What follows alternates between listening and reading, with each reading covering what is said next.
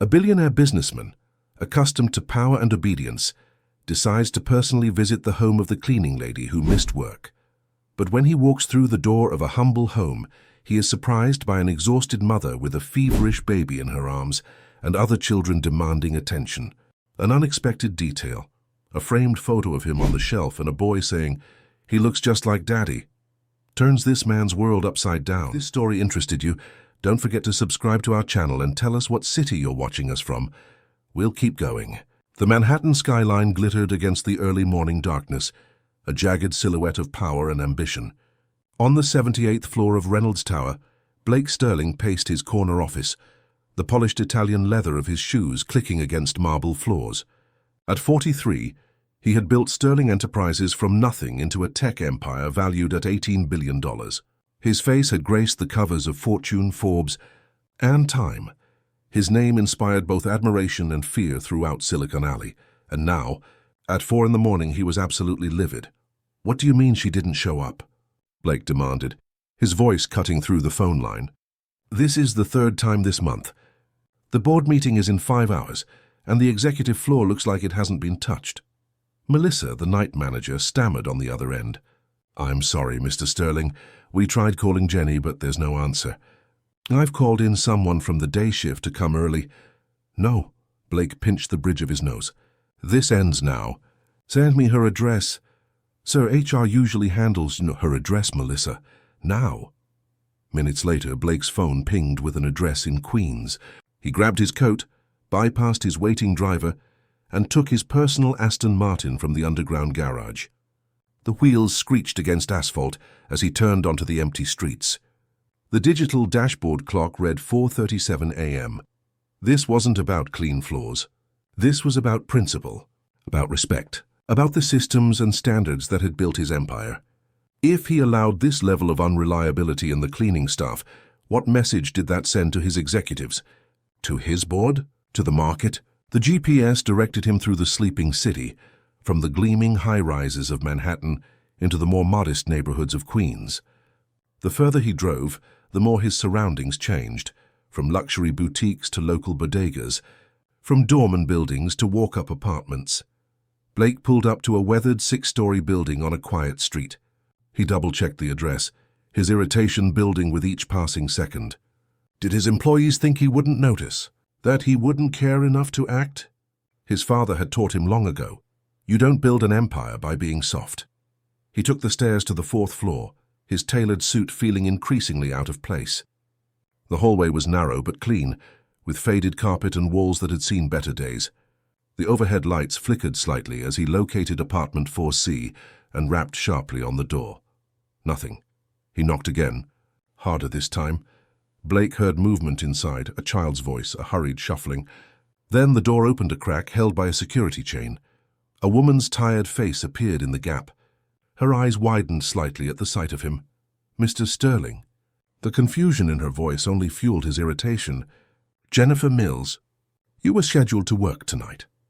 The woman closed her eyes briefly, a flash of panic crossing her features. I'm so sorry, Mr. Sterling. I couldn't." From inside the apartment, a child started wailing. The woman glanced over her shoulder, visibly torn. "Open the door." "Miss Mills, I didn't drive to Queens at 5 in the morning to have a conversation through a crack." She hesitated, then closed the door. He heard the chain slide and the door reopened. Blake Sterling had prepared a speech about responsibility and consequences, about standards and expectations. He'd rehearsed the words, "You're terminated," during the drive over. But as he stepped into Jennifer Mills' small apartment, the words dissolved on his tongue. The modest living room was cluttered but organized, evidence of a system fighting against limited space. A makeshift clothesline stretched across one corner, hung with freshly washed children's clothes. Textbooks and notebooks were spread across a small dining table, and in Jennifer's arms was a flushed, crying infant, no more than a few months old. "I'm sorry about the mess," she said, bouncing the baby gently. "Noah's been running a fever all night. I was going to call in, but my phone—" She gestured toward a cracked smartphone on the counter. "It died and the charger stopped working." Blake stood awkwardly in the center of the room, his commanding presence suddenly out of context. "You have children?" "3, Jennifer answered, still soothing the crying baby. Emma's 6. She's still sleeping. And Ethan. Mom, who's at the door? A sleepy voice called out. A boy of about 8 appeared from a small hallway, rubbing his eyes. He wore Spider-Man pajamas and had the same warm brown eyes as his mother. The boy blinked at the tall stranger in their living room, then froze, his gaze transfixed on Blake. Ethan, this is Mr. Sterling. My boss, Jennifer explained, her voice tight. Go back to bed, honey. It's still early. But Ethan didn't move. Instead, he walked to a small bookshelf in the corner and picked up a framed newspaper clipping. He looked at the photo, then back at Blake, his young face suddenly illuminated with wonder. Are you my dad? He asked, his voice small but clear in the quiet apartment. The question hung in the air like suspended glass, fragile, transparent, threatening to shatter. Jennifer's face drained of color. Ethan, that's not... I'm so sorry, Mr. Sterling. He doesn't... It's okay, Blake said automatically, though nothing felt okay in that moment. He stared at the framed article in the boy's hands, a Wall Street Journal profile from 3 years ago, his own face looking back at him from the glossy page. Why do you have that? He asked Jennifer, his voice unnaturally quiet. Her cheeks flushed. It's complicated. You were featured in my business management textbook. I was studying before... She trailed off, adjusting the now quieting baby in her arms. Ethan, put that away and go finish your homework before school. But it's not even 6 yet, the boy protested. Then get your math done early, she countered. Please. Blake found himself reaching for the framed article. May I? Jennifer nodded reluctantly. He examined it closely, a piece profiling America's top self-made entrepreneurs. The headline read, The Sterling Standard, How Blake Sterling Built a Tech Empire from His College Dorm Room. He remembered the interview, remembered the photographer asking him to look serious. Authoritative. You were studying business management? He asked, genuinely surprised. Jennifer nodded. At Queen's College. Night classes. I was halfway through my degree when... She glanced at the baby in her arms. Something shifted in Blake's perception, a subtle realignment. The woman before him wasn't just a cleaner who had missed her shift. She was someone with ambitions of her own, interrupted by life's complexities. Noah had stopped crying and was now regarding Blake with curious eyes, his tiny hand gripping his mother's shirt. Can I, Blake found himself saying, can I hold him? The request surprised them both. Jennifer hesitated, then carefully transferred the warm bundle into his awkward arms. Blake couldn't remember the last time he'd held an infant. Had he ever? The baby felt simultaneously fragile and substantial in his hands. Noah studied Blake's face with surprising intensity for a being so new to the world. Then, unexpectedly, the baby reached out and grabbed Blake's finger with surprising strength. He likes you, Ethan said, now standing beside them. He doesn't like most people. He cries when Uncle Roy tries to hold him. Blake felt something unfamiliar unfurl in his chest, a warmth he couldn't name. The baby's tiny fingers wrapped around his own sent a strange current through him. Here in this cramped apartment in Queens, miles from his penthouse and his boardroom, something genuine was happening. Something that couldn't be quantified on a balance sheet or expressed in a quarterly report. Jennifer watched them, her expression a complex mixture of emotions. Mr. Sterling, about my job. We'll discuss it later, Blake said, surprising himself again. The words he'd driven all this way to deliver, you're fired, now seemed impossibly distant, like artifacts from another life. Your baby needs attention. And your son needs to finish his homework. Ethan grinned. Do you know math, Mr. Sterling? I'm stuck on fractions. Blake looked down at the boy, at his hopeful expression, then at Jennifer, whose exhaustion was etched in the shadows beneath her eyes. He made a decision that would alter the course of multiple lives, though he didn't recognize its significance yet. I know a little about fractions, he said, carefully returning Noah to his mother's arms. Show me what you're working on. As he sat at the small table beside Ethan, Blake Sterling, CEO of an $18 billion company, with a board meeting in 4 hours and a global empire awaiting his commands, found himself explaining the concept of equivalent fractions to an 8-year-old boy who thought he might be his father. And strangely, inexplicably, it felt like the most important meeting of his day. Blake's sleek Aston Martin seemed out of place, parked on the street outside Jennifer's apartment building 3 days later. He sat behind the wheel, questioning his own judgment. The board meeting had gone well. He'd arrived with minutes to spare, freshly showered and changed at his penthouse. No one had questioned where he'd been at dawn. No one would dare. But something about that morning, about the tiny apartment bursting with life, about Ethan's eager questions, about Jennifer's quiet dignity, had lingered with him, an echo he couldn't silence. He'd instructed HR to mark Jennifer's absence as approved leave. When his assistant had raised an eyebrow, he'd simply said, "Family emergency," and turned away. Now he was back. A manila folder of urgent documents on the passenger seat, his flimsy excuse for this visit. The documents weren't urgent. They weren't even relevant. They were just papers he'd grabbed from his desk, a prop in a performance he didn't fully understand. Blake finally exited the car, nodding to a neighbor who stared a bit too long at his vehicle.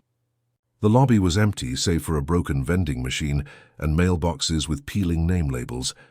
He took the stairs again, the familiar tightness returning to his chest as he approached 4C. His knock was gentler this time. Jennifer opened the door, surprise washing over her features. She wore simple jeans and a faded blue sweater, a stark contrast to her cleaning uniform. Her hair was pulled back in a practical ponytail, and there was a smudge of what looked like finger paint on her cheek. "Mr. Sterling," she said, her voice cautious. "I didn't expect—" "Blake," he corrected her. "Please." "Blake," she repeated, the name sounding strange on her lips. "Is everything okay? Is this about my shift tonight? Because I've arranged for childcare and—" No, he assured her, suddenly feeling foolish. "I was in the neighborhood and realized I needed your signature on some documents, HR paperwork, for your approved leave." The lie was transparent, and they both knew it. Queens was not on the way to anywhere in Blake Sterling's life. Jennifer's eyes held a question, but she stepped aside. "Come in, it's art hour, so prepare yourself." The small living room had been transformed. Newspaper covered the floor, and Emma, a small girl with pigtails and her mother's smile, knelt in the center, applying paint to what appeared to be a papier-mâché volcano.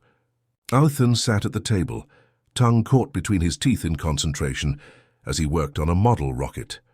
"Mr. Sterling," Ethan exclaimed, jumping up. "Did you come to help with my science project?" "It's about propulsion." Blake found himself smiling. "Is that what you're building?" "Yeah. It's supposed to launch with baking soda and vinegar, but I think the proportions are wrong because it just fizzes and doesn't go anywhere." Jennifer watched the exchange with guarded eyes. "Where's your folder of urgent documents?" she asked quietly. Blake patted his empty hands, realizing he'd left the prop in the car. "I seem to have forgotten them." A smile tugged at the corner of her mouth. "That's not like you, Mr. Sterling. Everything I've read suggests you're quite meticulous." "Blake," he reminded her, "and perhaps you shouldn't believe everything you read." Noah made his presence known with a gurgle from a baby swing in the corner. Blake found himself drawn to the infant, who looked markedly better than during their first meeting. "His fever broke yesterday," Jennifer explained, following his gaze. "The pediatrician says it was just a virus." Blake nodded, feeling strangely relieved. "Good. That's the good." An awkward silence settled between them, filled only by Emma's humming and the scratch of Ethan's pencil as he returned to his calculations. "Would you like some coffee?" Jennifer finally offered. "It's nothing fancy, just Dino Blend." "But it's hot." "That would be nice," Blake replied, though he typically only drank specialty roasted beans prepared by his personal chef. The kitchen was tiny, barely enough room for one person to navigate, let alone two. Blake stood in the doorway watching as Jennifer moved efficiently in the confined space, reaching for mugs, measuring grounds. "Why are you really here, Mr. Sterling?" she asked without turning around. The question deserved honesty, but Blake found he didn't have an answer he could articulate. How could he explain an impulse he didn't understand himself? "I wanted to see how Noah was feeling," he said finally. "It wasn't the whole truth, but it wasn't a lie either. And you couldn't have called the night manager to ask." "I could have." Jennifer turned, coffee pot in hand, studying him with those perceptive eyes. "You run a multi-billion-dollar company. You don't make personal house calls to check on employees' sick children." "Perhaps I should," Blake said, surprising himself. "Perhaps there's value in knowing the people who keep your empire running." She poured the coffee into mismatched mugs, one advertising the Mets, another from Queen's College. "Cream or sugar?" "Black is fine," he said, accepting the Mets mug. The coffee was indeed nothing like his usual brew, stronger, less complex, but somehow satisfying in its straightforwardness. "Mr. Sterling." "Blake." "Blake," she conceded. "I appreciate your concern, but this is unusual, and I don't want my children getting the wrong idea. About," Jennifer lowered her voice, "Ethan has his questions about his father. Seeing you here again." "I understand," Blake said quickly. "I didn't mean to complicate things." From the living room, Ethan called out, "Mom, can Mr. Sterling stay for dinner? He can help me with the launch calculations." Jennifer looked at Blake apologetically. "You don't have to." "I'd like to," he heard himself say. "If that's all right." Something shifted in Jennifer's expression, a softening perhaps or simple resignation. "It's just spaghetti and meatballs." Sounds perfect. And somehow it was. Blake Sterling, who had dined at Michelin-starred restaurants around the world, found himself at a small table covered in a plastic tablecloth, twirling pasta with a family of virtual strangers. Emma insisted on saying grace, her small hand surprisingly warm in his. Ethan peppered him with questions about rockets and business, and whether he'd ever met any astronauts. He had at a charity gala, but he couldn't recall their names. Noah watched from his high chair, occasionally banging a plastic spoon with startling enthusiasm. It was chaotic, unpredictable, nothing like the carefully orchestrated meals of his regular life. And yet, as Jennifer passed him a plate of garlic bread with an apologetic smile, "It's from the freezer. Nothing special." Blake felt something loosen in his chest, a tightness he hadn't even known was there. After dinner, he helped Ethan adjust his rocket design, explaining the principles of thrust and lift, while Jennifer bathed Emma and settled Noah for the night. When it was time to leave, he found himself reluctant to go. "Thank you," he said at the door, "for dinner. And for—" he gestured vaguely, unable to name what he was actually grateful for. Jennifer nodded. "You're welcome any time, Blake." She hesitated, then added, "But maybe call first, so I can at least pretend I need to sign some urgent documents." He laughed, a genuine sound that surprised them both. "I will." As Blake drove back to Manhattan, the glittering skyline rising before him like a familiar shore, he realized he was already planning his next visit. He would bring proper educational supplies for Ethan. The boy clearly had an aptitude for engineering. And perhaps a physics book. Not a textbook, something accessible but challenging. And Emma might enjoy professional art supplies, rather than the dollar store watercolors she'd been using. His phone rang. The car's Bluetooth system displaying Curtis Blackwell, CFO, on the dashboard screen. Blake hesitated, then declined the call. Whatever financial crisis Curtis was facing could wait until morning. For the first time in years, Blake Sterling had spent an evening not thinking about Sterling Enterprises, not strategizing about market shares or acquisition targets. Instead, he'd shown an 8-year-old how to calculate the optimal ratio of baking soda to vinegar for maximum propulsion. And somehow, that felt like an achievement worth more than his last successful merger. He didn't recognize it yet, but something fundamental had shifted in Blake Sterling's carefully constructed world, like the first tremors before a tectonic plate realigns. He was a man accustomed to moving pieces on a global chessboard, to calculating risk and return with precision.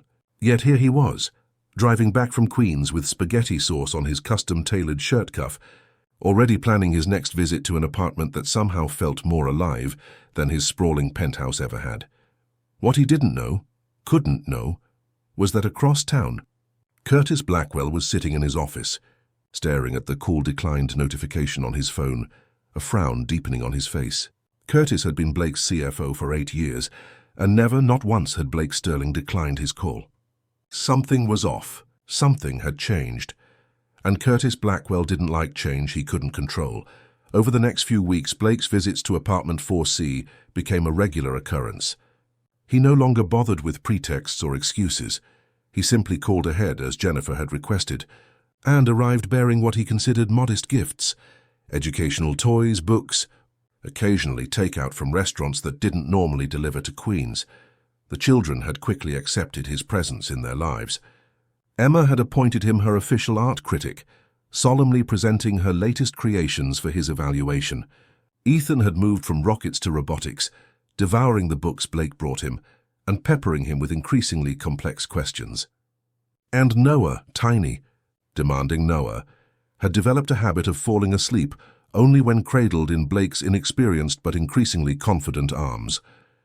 It was a Thursday evening when Blake arrived to find Jennifer more distracted than usual. She welcomed him with a tired smile, but her eyes kept darting to a pile of papers on the counter, her fingers fidgeting with her phone. "Is everything okay?" he asked, handing her the bag of Thai food he'd brought. "Fine," she said too quickly. "The kids are excited to see you. Emma made you something at school." But as the children showed him their latest projects, Blake noticed Jennifer slip into the kitchen, pick up one of the papers, a medical bill, he glimpsed, and run her hand through her hair in a gesture he'd come to recognize as stress. Later, after the children were occupied with dinner, he found her staring at the bill again. "Jennifer," he said quietly, "if you need help—" "We're fine," she interrupted, quickly tucking the paper into a drawer. "It's just—" Noah's tests were more expensive than I expected. Insurance covered most of it, but— Blake reached for his wallet. "Let me—" "No." Her response was sharp, definitive. "I didn't tell you about this so you would pay it. I have the means," he said reasonably. "It would be nothing to me." "It's not nothing to me," Jennifer's eyes flashed. "I've been taking care of my family on my own for years. I don't need charity. It's not charity. It's help. From my boss?" She shook her head. "That crosses a line." Blake wanted to argue that he was more than her boss now. He was— what exactly, a friend? A surrogate father figure to her children? He wasn't sure what role he was playing in this family's life, only that it had become increasingly important to him. "At least, let me look at the bill," he suggested. "My company has excellent lawyers. Maybe there's been a mistake with the insurance." Jennifer hesitated, then relented, retrieving the paper.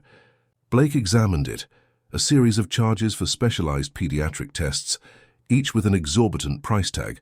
The insurance had indeed covered a significant portion, but the remaining balance was still substantial for someone on a cleaner's salary. "I'll make some calls," he promised. Jennifer looked like she wanted to object further, but Emma called from the living room demanding her attention. When Jennifer left to help her daughter, Blake quickly snapped a photo of the bill with his phone, noting the account number and provider details. The next morning, his assistant made a single call. By afternoon, the balance on Noah's medical bill had been mysteriously paid in full. Blake didn't mention it when he next visited the apartment, but several days later, when Jennifer answered the door, her expression was tight, controlled. "You paid Noah's medical bill," she said. It wasn't a question. Blake stepped inside, removing his coat. "The hospital made a billing error. I simply had it corrected. Don't lie to me." Jennifer's voice was quiet but firm. "They called to confirm the payment. They mentioned Sterling Enterprises specifically." Blake sighed. "I was trying to help." "We're not for sale, Blake." Her eyes met his, unwavering. "No one here is asking for your charity." "It's not charity," he insisted. "It's—" "What? What is it?" She gestured around the apartment. "What is all this? The visits, the gifts, the paid bills? What are you doing here?" The question caught him off guard, not because he hadn't expected it, but because he didn't have an answer ready. What was he doing here in this small apartment in Queens, with this family that wasn't his? "I enjoy being here," he said finally, the simple truth of it surprising even him. "With you, with the children." Jennifer's expression softened slightly. "You have a multi-billion-dollar company to run." "A life of your own." "Friends, family—" "I have a company," Blake corrected her. "The rest—" He trailed off, unwilling to admit how empty his personal life had become, how the pursuit of success had gradually hollowed out everything else. Jennifer studied him, her gaze penetrating. "The children are getting attached to you," she said carefully. "Especially Ethan." "I'm attached to them too," Blake admitted. "And when you get bored, when the novelty of playing house in Queens wears off, what then?" The accusation stung, all the more because he couldn't entirely dismiss it. Wasn't that what his life had been? A series of intense interests that eventually gave way to the next challenge, the next acquisition, the next goal? "This is different," he insisted. "How?" He couldn't articulate it. How the chaos of her small apartment had become more real to him than the ordered luxury of his penthouse. How he found himself thinking about Ethan's science questions during board meetings. How he had started scheduling his workday around bath time for Noah. Instead of answering, he reached into his coat pocket and withdrew an envelope.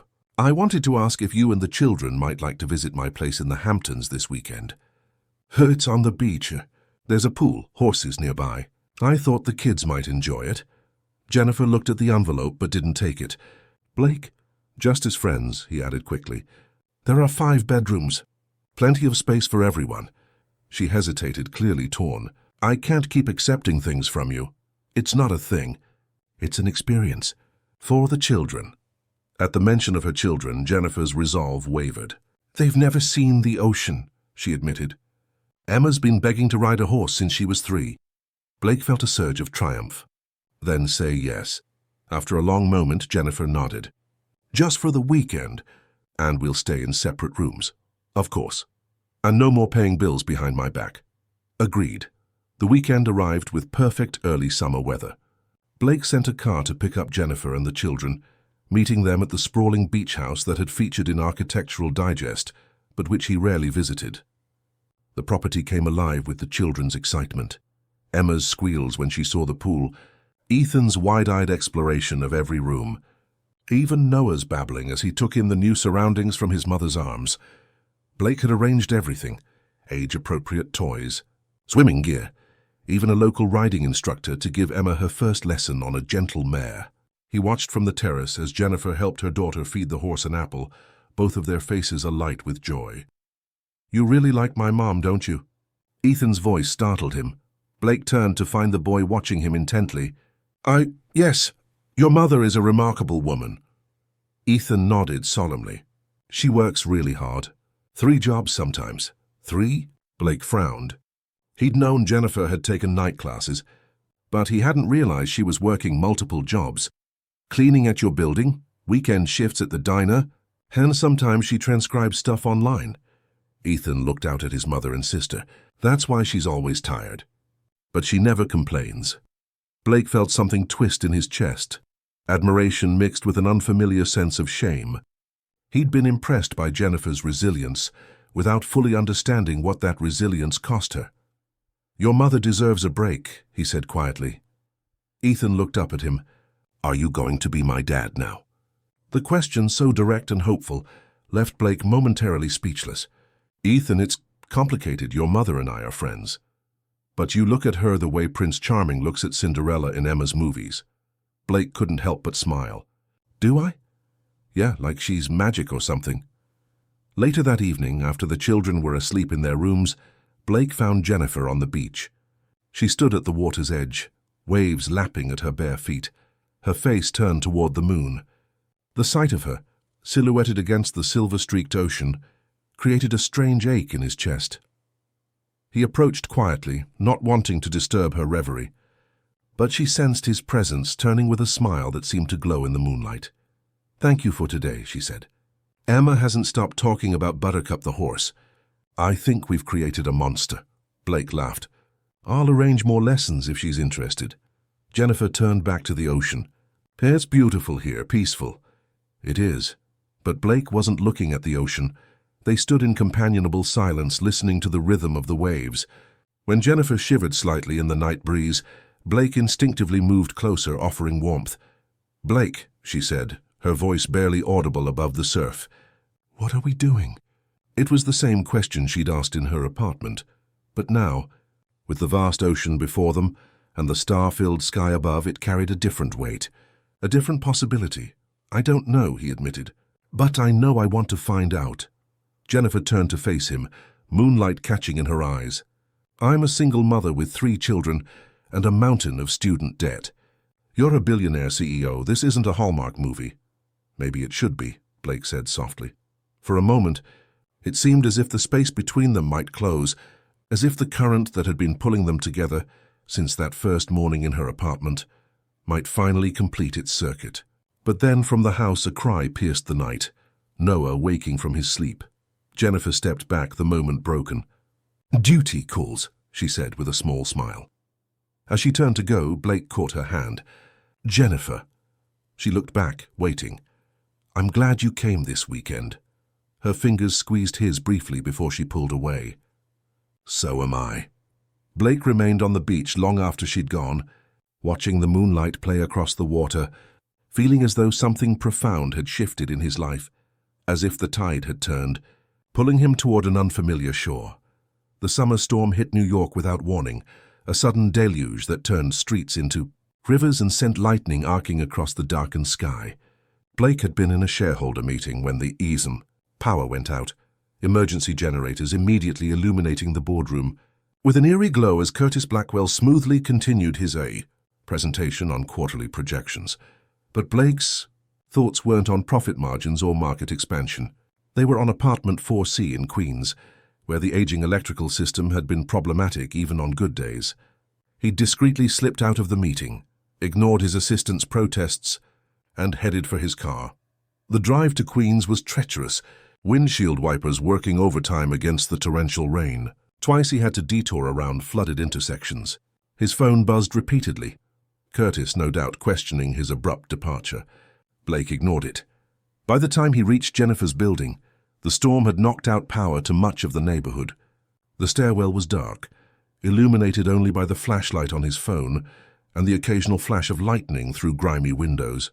He took the stairs 2 at a time, his Italian leather shoes squelching on the wet concrete.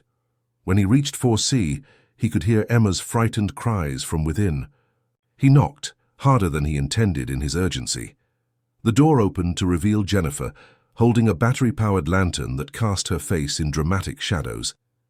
Behind her, Emma clutched a stuffed unicorn, tears streaking her cheeks. "Blake?"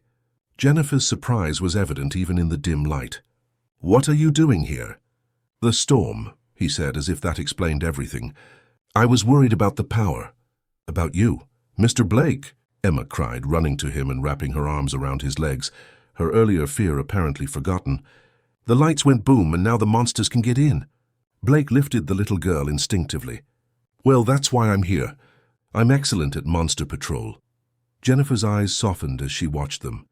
"You drove all the way here in this storm to check on us?" "Of course," Blake said, as if it were the most natural thing in the world, as if billionaire CEOs routinely abandoned board meetings to check on cleaning staff during thunderstorms. She stepped aside to let him in. The apartment was transformed by the storm and the power outage, shadows dancing on the walls as Jennifer placed candles and battery lanterns strategically around the room. Ethan sat at the table, a flashlight propped up to illuminate the book he was reading. Noah, miraculously, was asleep in his portable crib, undisturbed by the chaos of the elements outside. "I was just about to make shadow puppets for Emma," Jennifer explained, setting her lantern on the coffee table. "To distract her from the storm."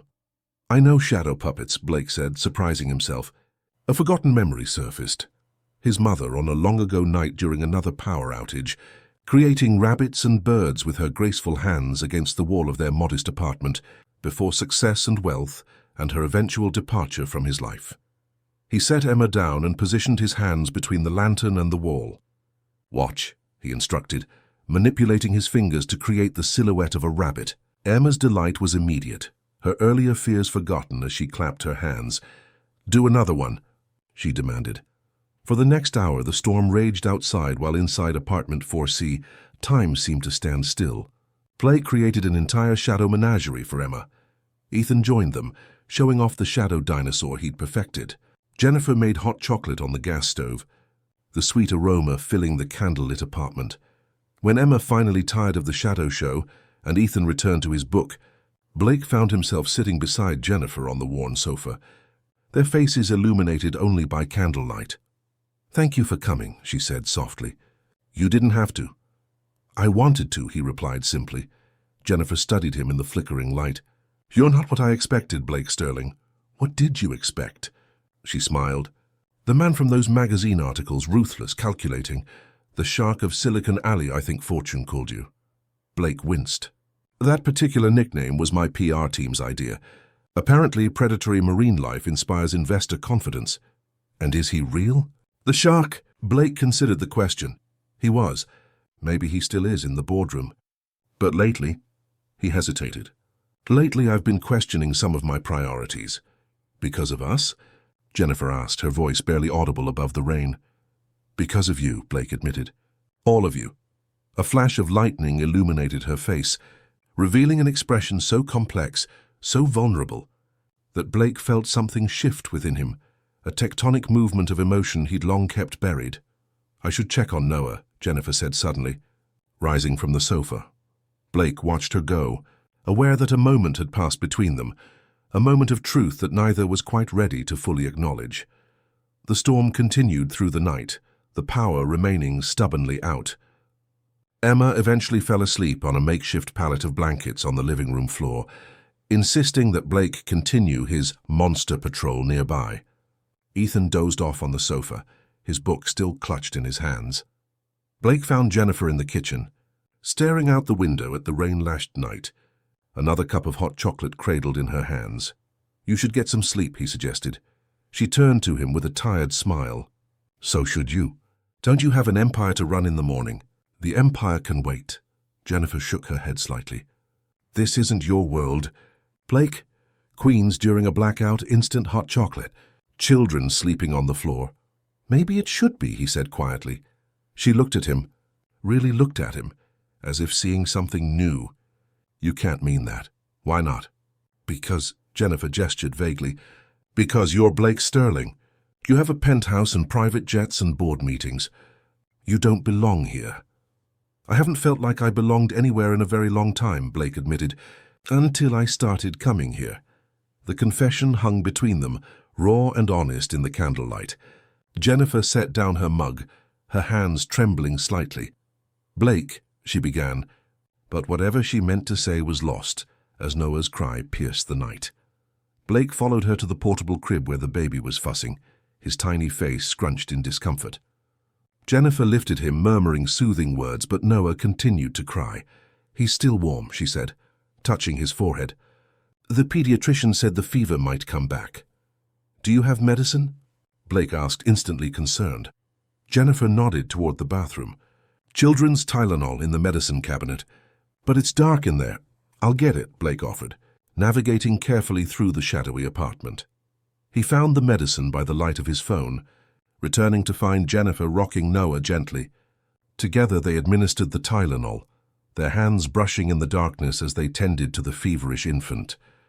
He likes you, Jennifer observed, as Noah's cries subsided, his tiny hand clutching Blake's finger. The feeling is mutual, Blake replied softly.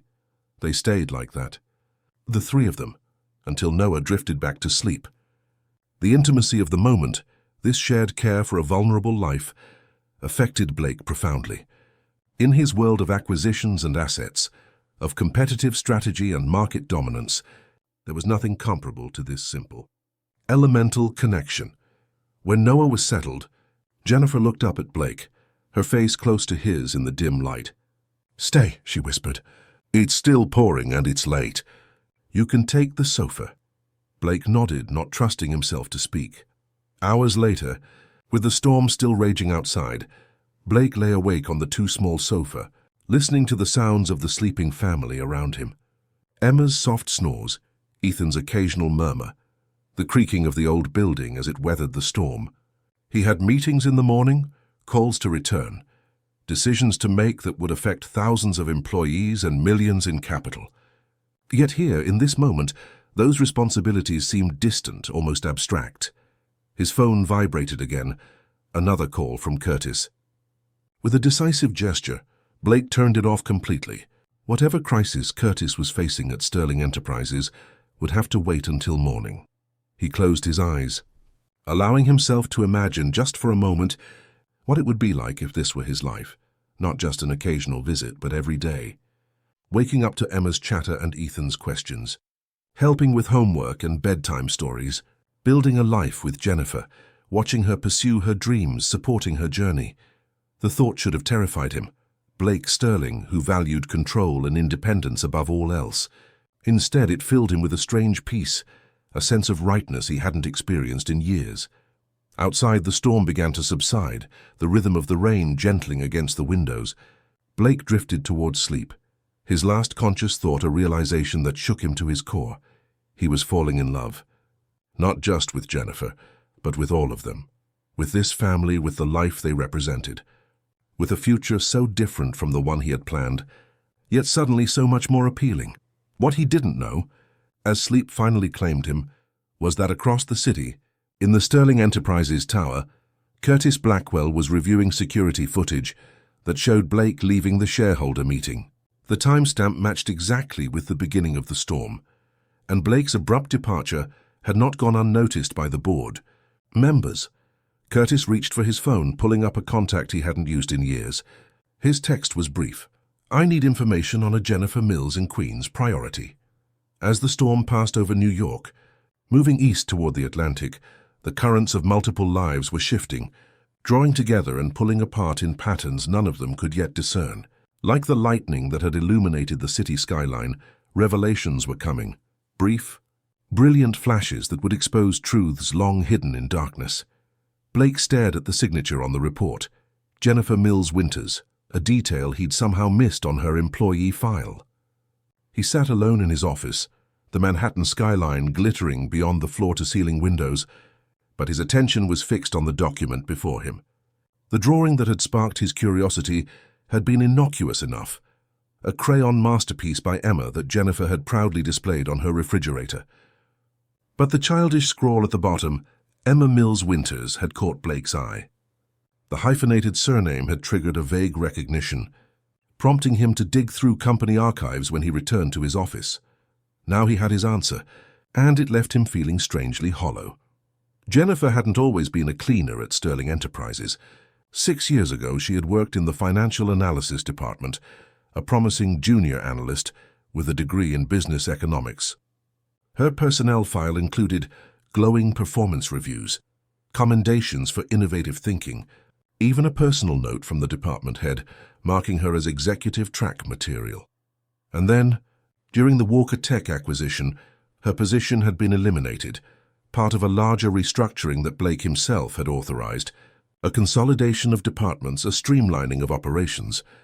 56 positions terminated, including Jennifer Mills Winters, financial analyst. 3 years later, she had reappeared in the company database, not as an analyst, but as part of the overnight cleaning staff. No one had made the connection. No one had noticed that the woman vacuuming executive offices at midnight had once been on a path to occupy one of them. Blake rubbed his temples, feeling the onset of a migraine. Had Jennifer known who he was from the beginning? Had she recognized him that first morning when he appeared at her door? Was that why she had kept that framed article? Not as inspiration, but as a reminder of the man who had unwittingly altered the course of her life. A soft knock interrupted his thoughts. Curtis Blackwell stood in the doorway, his usual immaculate appearance somewhat diminished by the dark circles under his eyes. "You wanted to see me?" Curtis asked, his voice carefully neutral. Blake gestured to the chair across from his desk. "You've been investigating Jennifer Mills." It wasn't a question. Blake's private security team had discovered Curtis's inquiries, reporting them as a potential security breach. Curtis didn't bother to deny it. "I've been concerned about your involvement with this woman. It's affecting your focus, Blake. The board is starting to notice." "My focus is fine," Blake replied coldly. "Is it? You left a shareholder meeting during a crucial vote. You've rescheduled 3 major investor calls, and Thompson says you've barely looked at the Meridian acquisition proposal." Blake leaned back in his chair, studying his CFO, his friend, or so he'd thought. "And this justified investigating a member of our staff?" "I was protecting the company," Curtis insisted. "And you? Do you even know who she is?"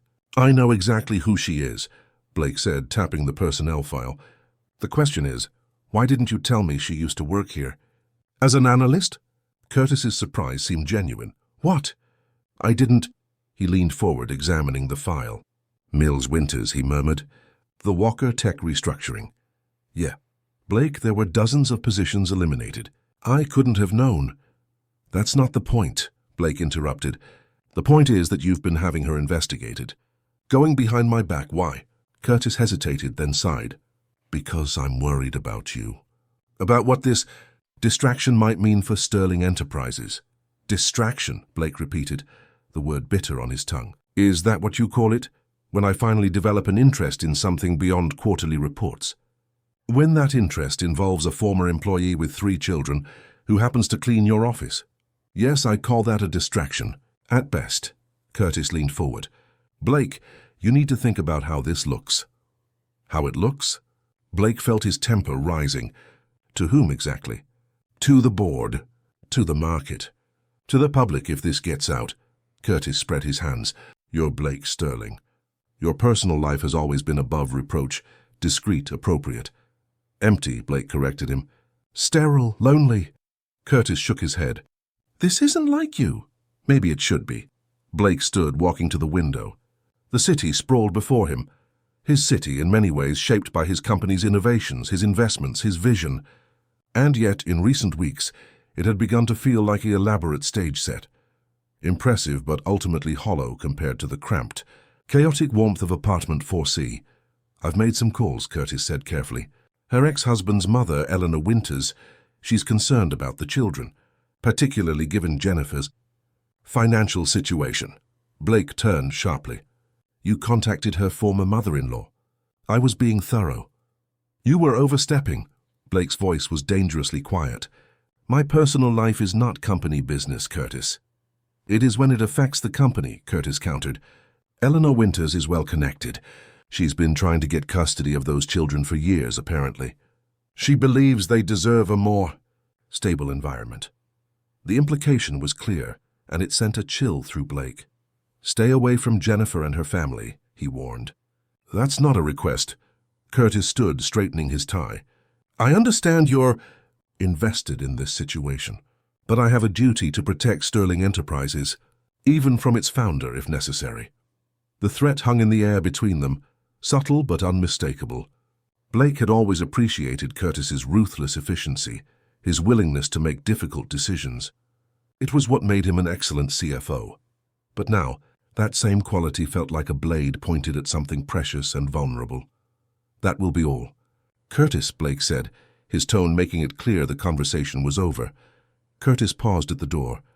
For what it's worth, I hope I'm wrong about her. After Curtis left, Blake remained at the window, watching darkness fall over the city. His phone buzzed with a message from Jennifer. Kids asking when you're coming over. Noah has something to show you. The simple text brought a smile to his face, easing some of the tension Curtis had left in his wake. He typed a quick reply. On my way, traffic.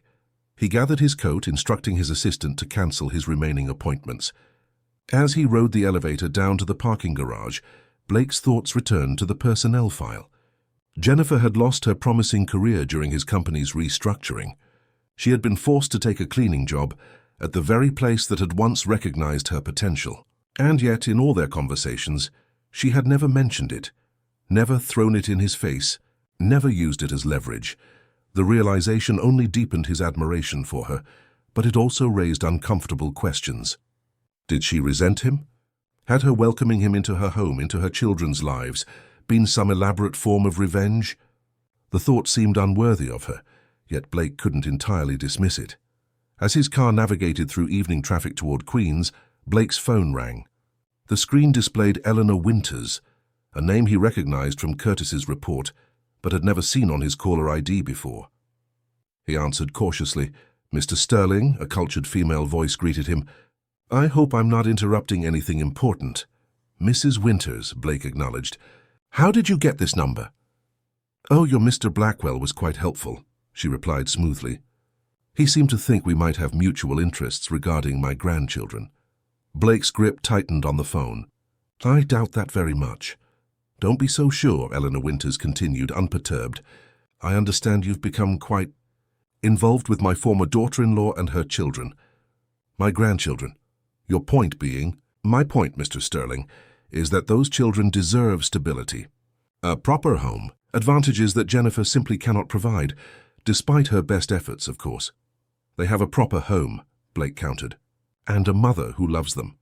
Love doesn't pay for college, Mr. Sterling, or braces, or the specialized care that little Noah will need for his condition. Blake frowned.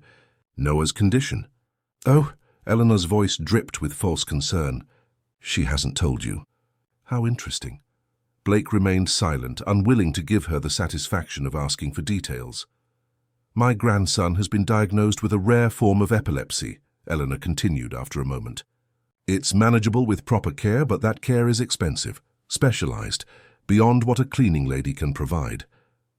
The revelation hit Blake hard. Jennifer hadn't mentioned any diagnosis, had only referred to Noah's fevers, his fussiness as normal baby issues. Why had she kept this from him? I've been trying to help those children for years, Eleanor went on, since my son's unfortunate departure. But Jennifer is stubborn, proud to a fault. She refuses my assistance, insists on struggling alone.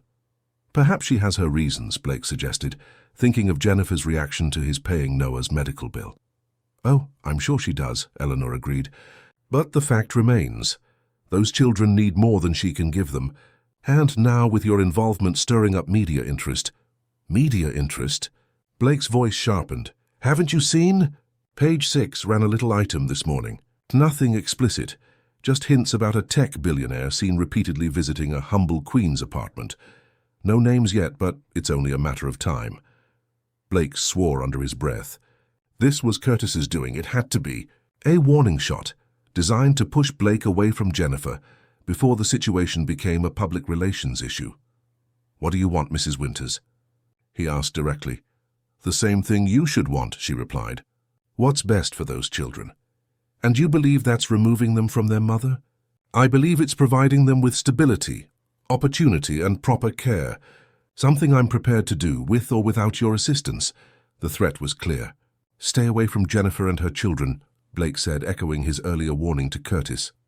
My dear Mr. Sterling, Eleanor's voice cooled, those are my grandchildren. I have rights, and I have lawyers who are very good at establishing those rights. The call ended, leaving Blake seething with anger and worry. By the time he reached Jennifer's apartment building, he had fielded 3 calls from his PR team about the page 6 item and a text from his lawyer, warning about potential personal entanglements with staff. His world was closing in, the carefully separated spheres of his existence colliding in ways he hadn't anticipated. And at the center of the collision was apartment 4C, the place that had somehow become more real to him than the penthouse where he slept, or the corner office where he worked. Blake took the stairs slowly, his earlier eagerness tempered by Eleanor's revelations and Curtis's machinations. When Jennifer opened the door, her smile of welcome faded as she read his expression. What's wrong? She asked, stepping aside to let him in. Noah was on a playmat, kicking excitedly when he saw Blake. Ethan and Emma were at the table, homework spread before them. The familiar scene, one that had come to represent comfort and authenticity to Blake, now seemed fragile, threatened. We need to talk, he said quietly.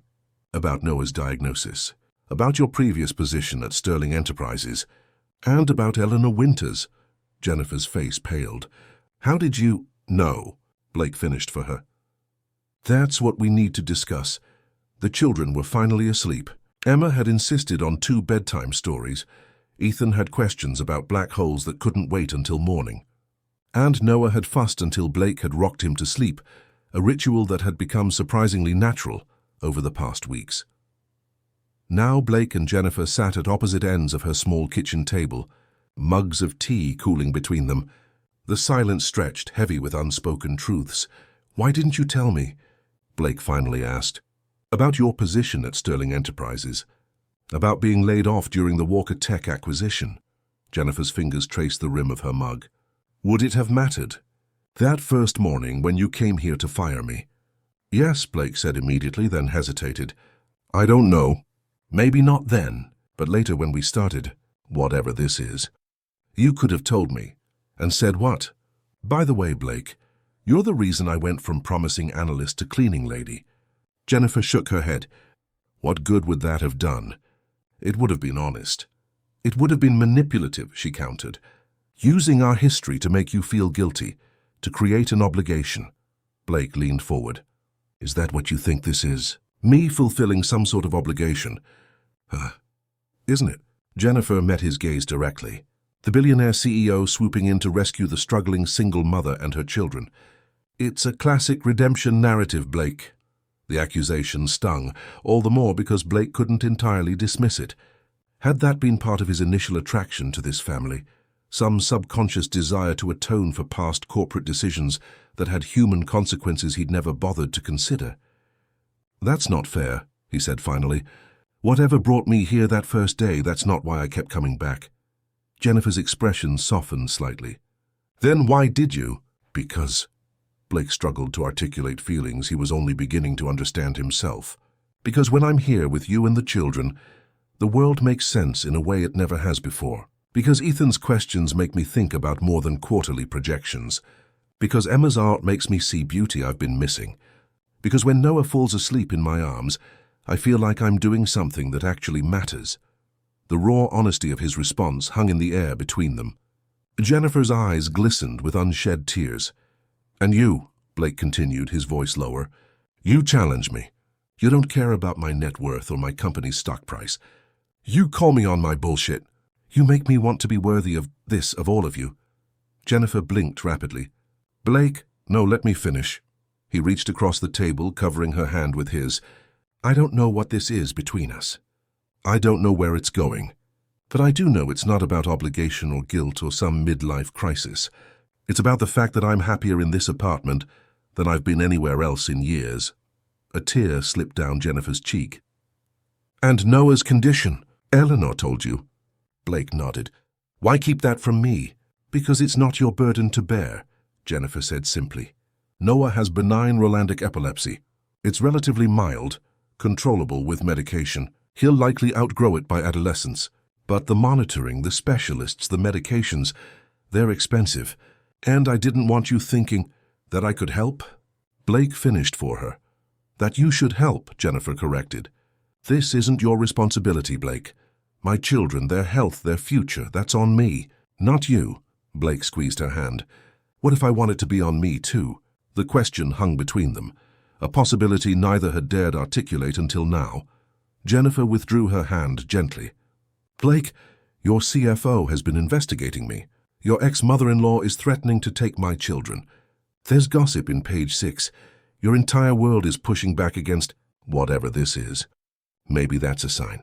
"A sign of what?" "Somebody told me that this doesn't work. That we're from different worlds. That some gaps can't be bridged, no matter how much we might want them to be." Blake felt something cold settle in his stomach.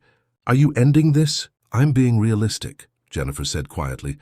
"I've worked too hard to build a stable life for my children, to watch it all collapse because of tabloid gossip or custody battles. They've been through enough." "I can help with that," Blake insisted. "My lawyers, my resources. That's exactly what I don't want." Jennifer's voice rose slightly. Then she glanced toward the children's room and continued more quietly. "I don't want to be someone you need to fix or save, Blake. I don't want my children to be your pet project. Is that what you think this is?" "I think," Jennifer said carefully, "that you're a good man with good intentions. But you're used to solving problems with money and power. And it can't be solved that way." Blake stood, frustration driving him to pace the small kitchen. "So what then? I just walk away? Pretend the last few months never happened? Go back to being the shark of Silicon Alley? Maybe that would be best for everyone." The words hit Blake like a physical blow. "You don't mean that." Jennifer looked away. "Eleanor called me too. She has photographs of you coming here. She's prepared to use them in a custody hearing, to argue that I'm pursuing a relationship with you for financial gain, that it shows poor judgment on my part." "That's absurd." "Is it?" Jennifer's eyes met his. "What would you think looking from the outside? Single mother of 3, struggling financially, suddenly in a relationship with a billionaire whose company she happens to clean." Blake ran a hand through his hair. "I'll talk to Eleanor. Make her understand." "She doesn't want to understand, Blake. She wants her grandchildren. She always has."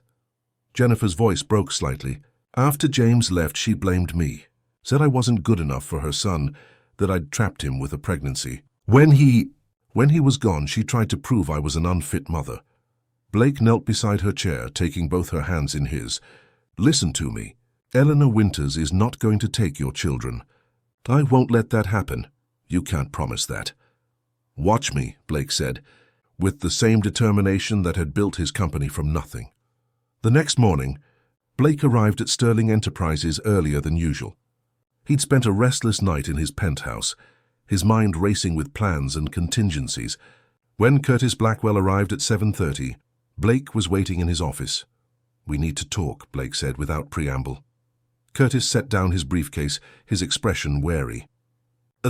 "About your conversation with Eleanor Winters.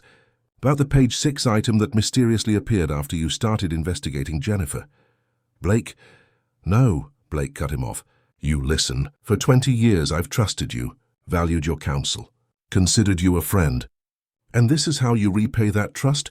By going behind my back? By threatening a woman and her children?" Curtis straightened. "I wasn't threatening anyone. I was protecting this company." "Your company? From what exactly? From me finding happiness outside these walls?" "From scandal," Curtis replied firmly. "From the board questioning your judgment. From the market responding to rumors about your personal life affecting your business decisions." Blake laughed humorlessly. "My personal life has never affected my business decisions. If anything, it's been the opposite problem. Until now," Curtis pointed out. "Until Jennifer Mills Winters." The use of her full name, a deliberate reminder of her connection to the company, only hardened Blake's resolve. "I've made a decision," he said, his voice deadly calm. "Effective immediately, Jennifer Mills will be rehired by Sterling Enterprises. Not as cleaning staff, but as special executive assistant to the CEO with a salary commensurate with her qualifications and experience." Curtis stared at him. "You can't be serious. A private office, full benefits, flexible hours to accommodate her children's needs." Blake continued as if Curtis hadn't spoken. "Her employment contract will be backdated to account for the years she lost after the Walker Tech restructuring, with compensation adjusted accordingly. The board will never approve this."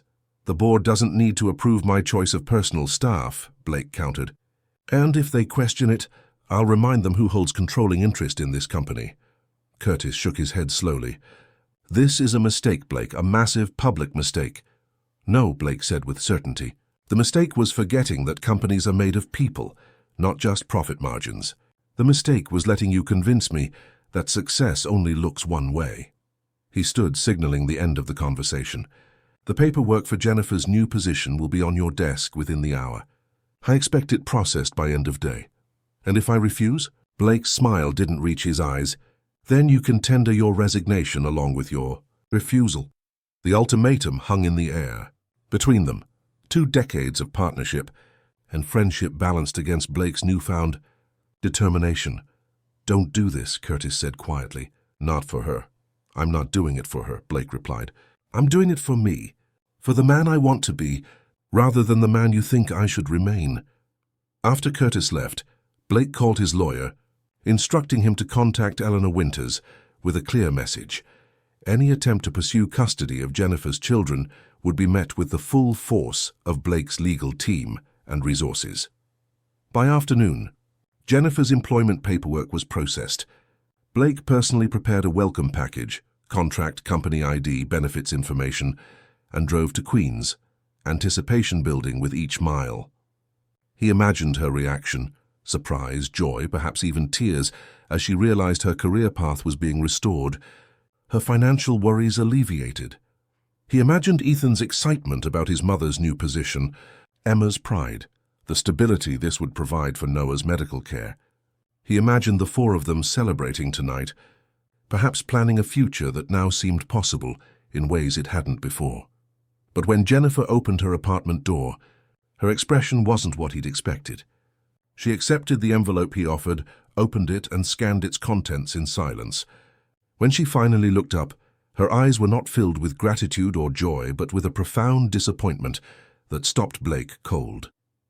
"What is this?" she asked, her voice unnaturally calm.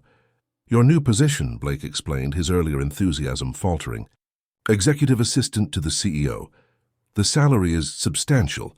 Full benefits, flexible hours for the children. It's everything you deserve, Jennifer. Everything that was taken from you 6 years ago." Jennifer closed the folder deliberately. "And did it occur to you to discuss this with me first?" "I wanted it to be a surprise." "A surprise," she repeated flatly. "Like the paid medical bill? Like the information you gathered about my past at your company? Like the threats to Eleanor?" Blake stiffened. "She told you about that?" She called this morning. Quite upset. Jennifer shook her head slowly. This is exactly what I was talking about last night, Blake. You don't solve problems by discussing them or working through them together. You throw money and power at them until they disappear. I was trying to help, Blake insisted, to fix what my company broke. I don't need fixing, Jennifer said quietly.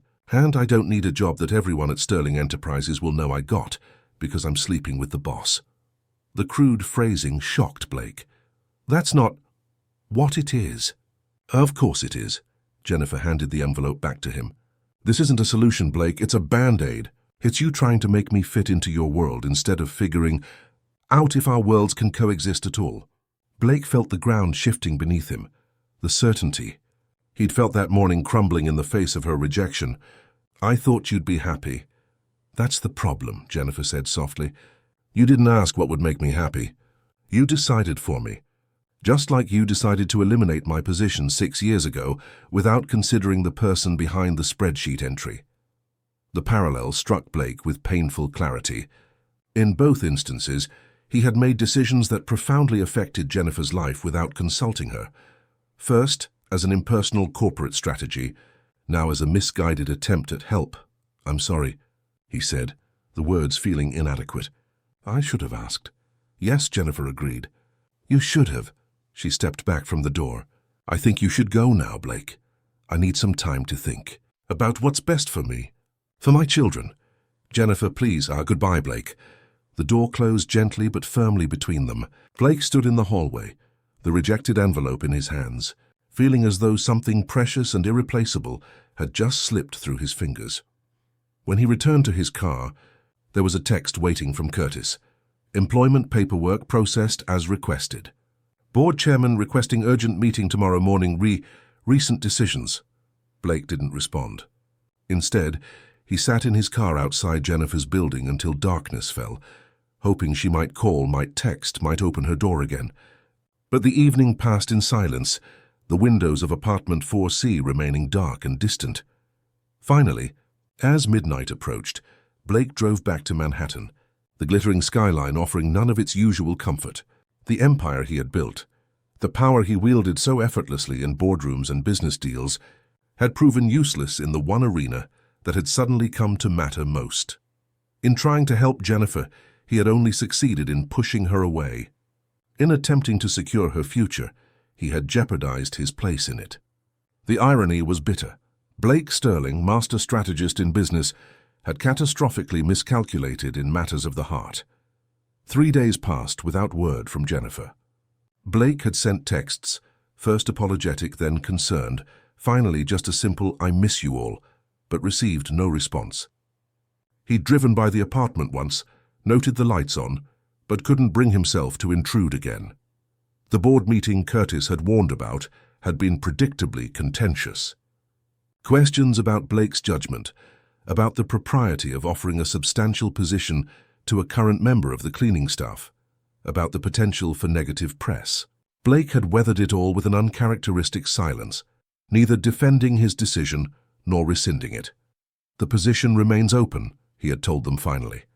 Whether Ms. Mills accepts it or not is her decision, not this board's. Now alone in his penthouse on a Saturday morning, Blake felt the walls closing in. The minimalist design that had once seemed elegant now felt sterile. The panoramic views that had represented achievement now seemed like a glass barrier separating him from the real world below. His phone rang, Ethan's name appearing on the screen. Blake answered immediately. "Mr. Blake." The boy's voice was small, uncertain. "Ethan." Blake felt a surge of emotion at hearing the child's voice. "How are you, buddy?" "Mom doesn't know I'm calling," Ethan admitted in a rush. "I took her phone while she was giving Noah his medicine.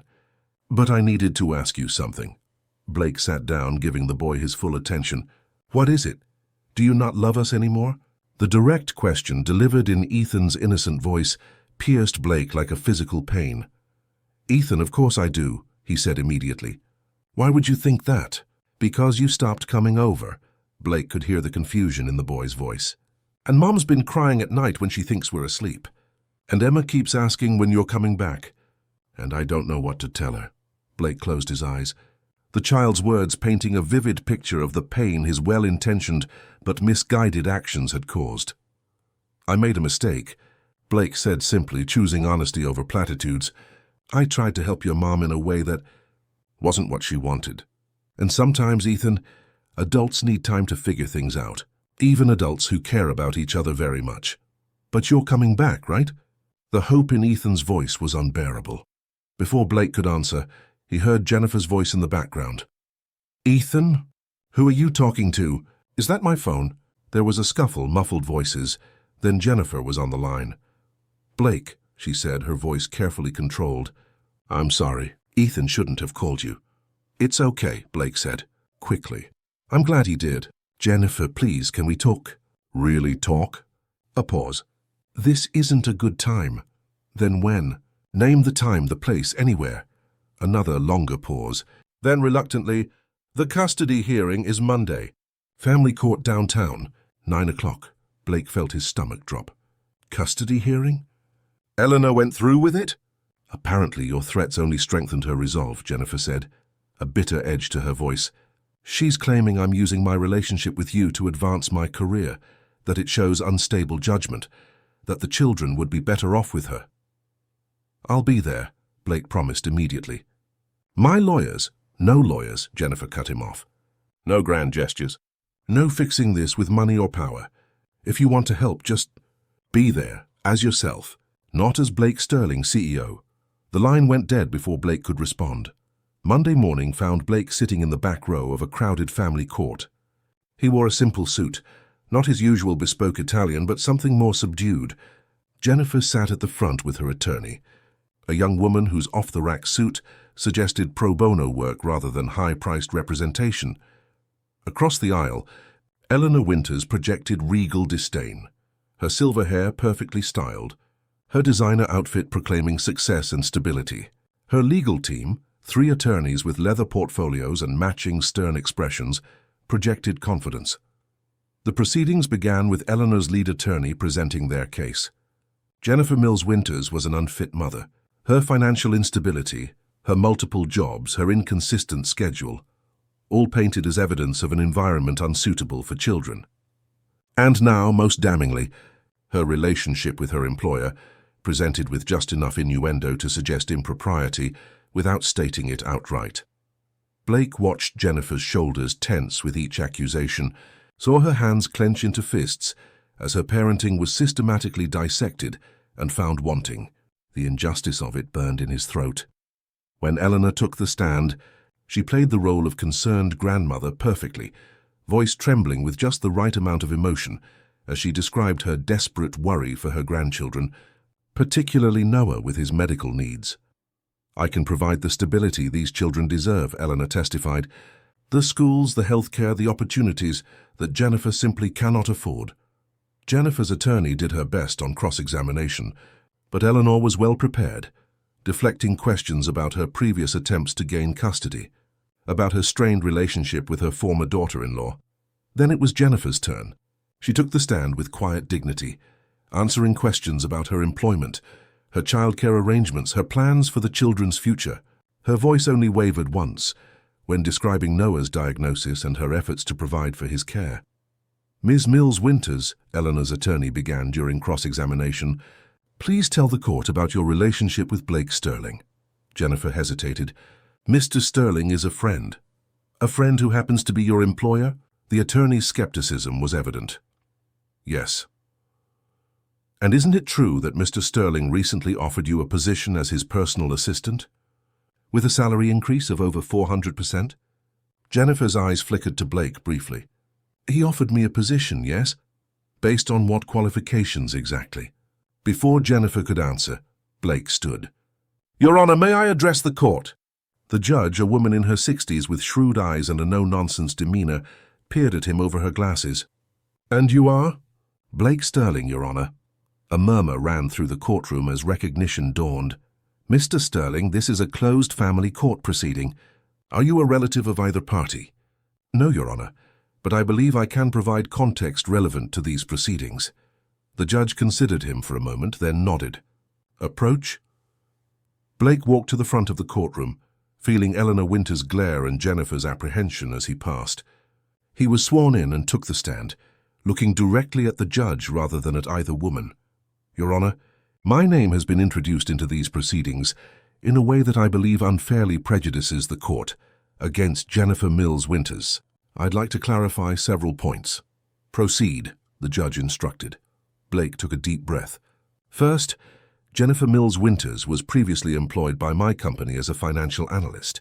6 years ago, during a corporate restructuring that I authorized, her position was eliminated, along with 55 others. This decision, made purely for business reasons without consideration of individual circumstances, forced her to abandon her career path and eventually take a position on our cleaning staff to support her family. He glanced at Jennifer, whose surprise was evident. He had never acknowledged his role in her career derailment so publicly before.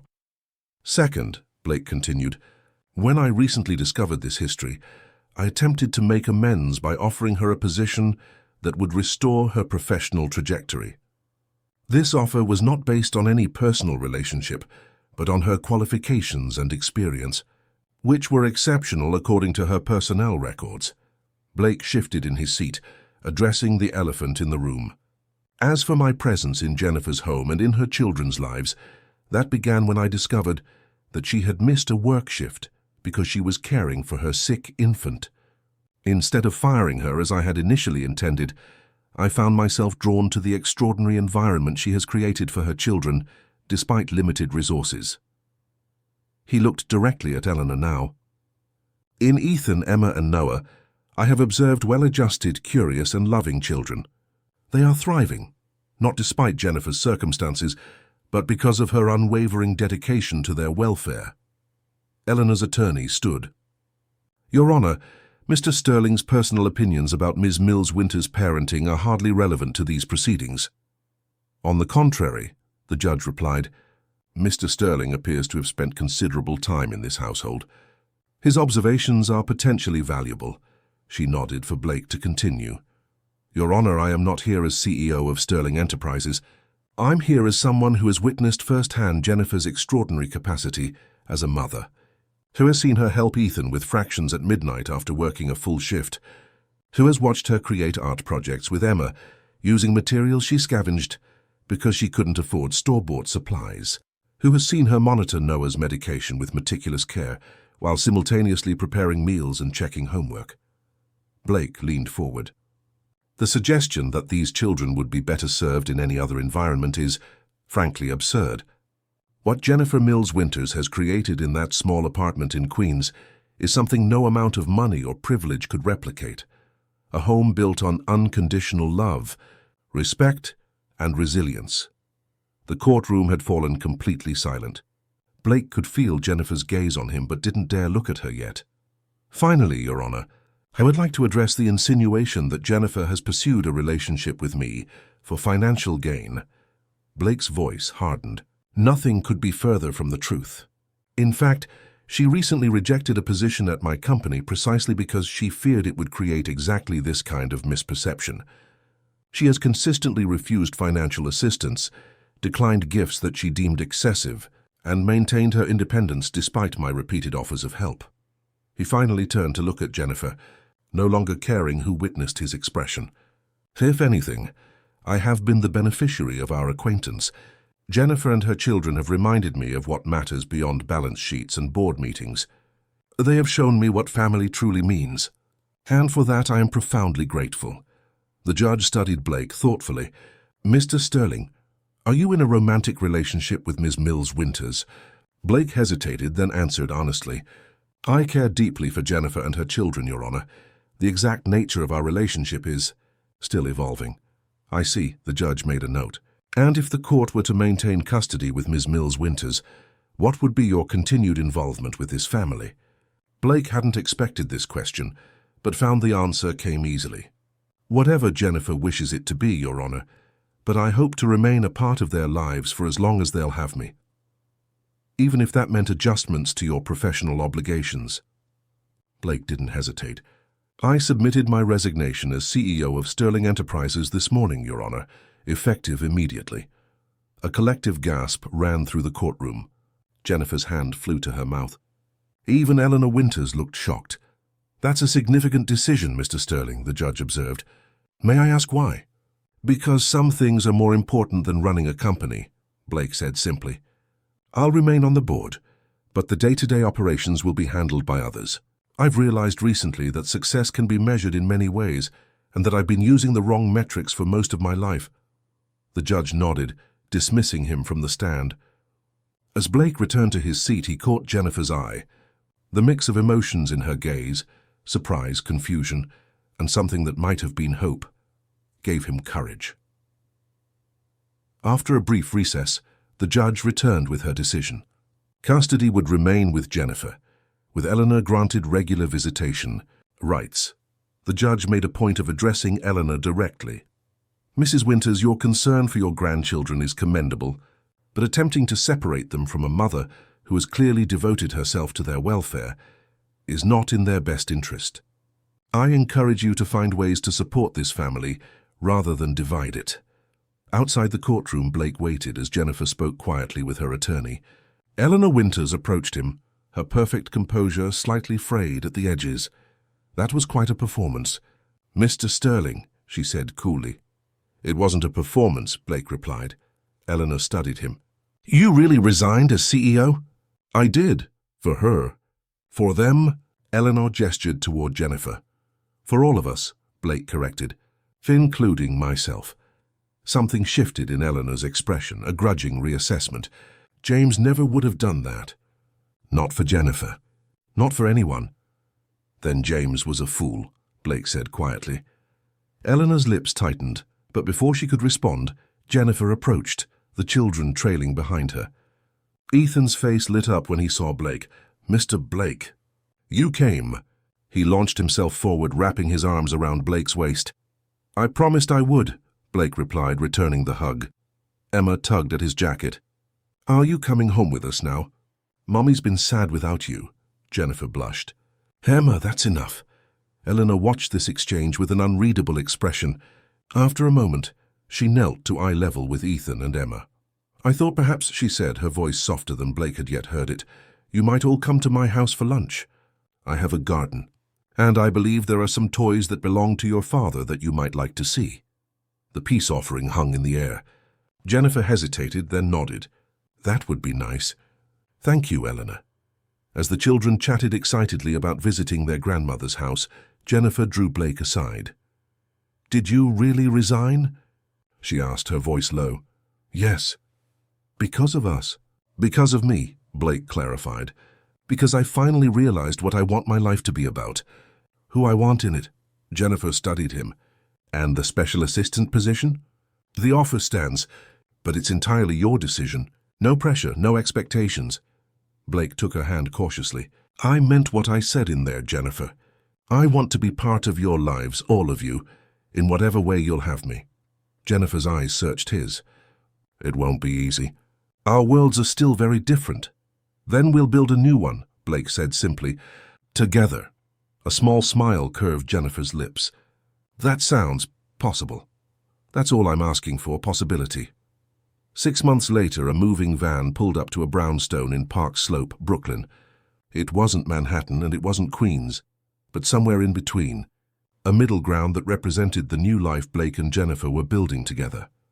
The house had a small backyard where Emma could play, separate bedrooms for each child, and an office where Jennifer was completing her MBA, courtesy of a scholarship program she had helped establish at her new position heading Sterling Enterprises, Foundation for Educational Equity. Blake carried boxes from the van, directing movers with Noah's crib and Ethan's beloved telescope. He had found his place as a strategic advisor to several startups, working hours that allowed him to be home for dinner and bedtime stories. The reduced income was more than compensated by the richness of his daily life. Eleanor arrived with lunch for everyone. Her initial hostility transformed into something approaching affection, especially for Noah, whom she doted on shamelessly. Her relationship with Jennifer remained complicated, but was steadily improving, built on their shared love for the children. As the family gathered around the dining table in their new home, Eleanor passing sandwiches, Ethan explaining the solar system to anyone who would listen, Emma showing off her latest art project, Noah babbling happily in his high chair, Blake caught Jennifer's eye across the happy chaos. "Worth it?" she asked quietly. Blake looked around at the family that had found him when he wasn't looking, at the life that had emerged from a morning when he'd set out to fire a cleaner and instead found his heart. "Every moment," he replied.